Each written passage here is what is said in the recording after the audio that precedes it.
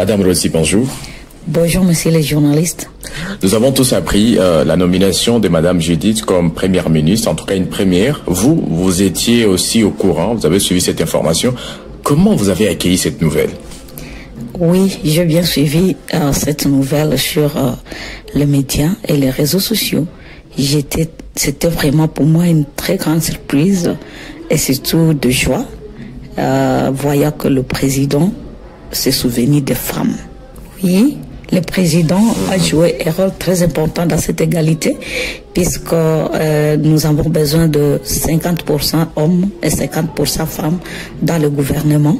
Et voilà, il a montré déjà le modèle de nommer la première dame, première ministre de la République, et nous nous réjouissons pour cette nomination. Seulement parce que c'est une femme, mais parce qu'elle a beaucoup de compétences de travailler et de relever les défis de ce pays. Elle est capable, elle est à la hauteur de relever ces défis. Et nous l'encourageons vraiment d'aller de l'avant, comme elle a gagné la confiance du chef de l'État. Nous sommes sûrs qu'elle va travailler. Souvent, il y a des gens qui disent que les femmes ne font pas souvent confiance à d'autres femmes. Les femmes pensent que ce sont les hommes qui peuvent bien gérer des choses. Quel message avez-vous à d'autres femmes qui se sous-estiment un peu, qui pensent que elles ne peuvent pas assumer des grandes fonctions quand il y a des hommes également qui sont dans la compétition?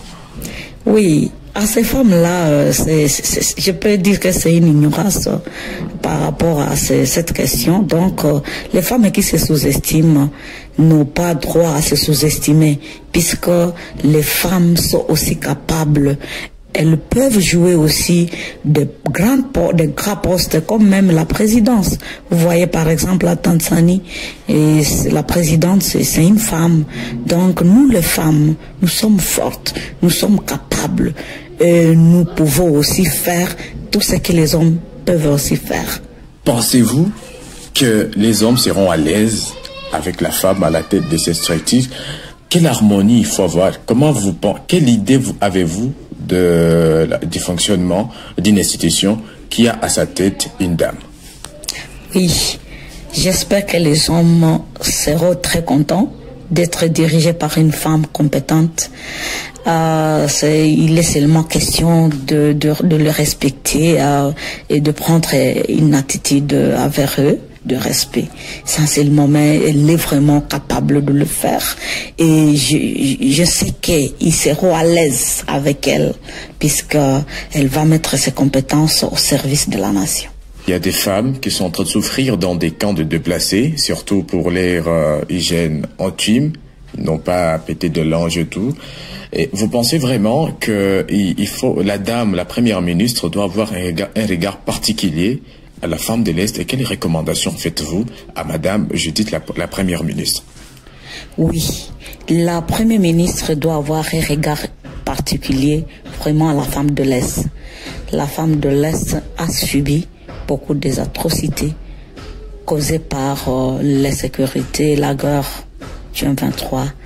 Alors, notre ministre, nous la recommandons qu'elle doit avoir vraiment un regard particulier à la femme de l'Est, puisque cette femme qui a souffert tant longtemps, qu'elle soit aussi apaisée.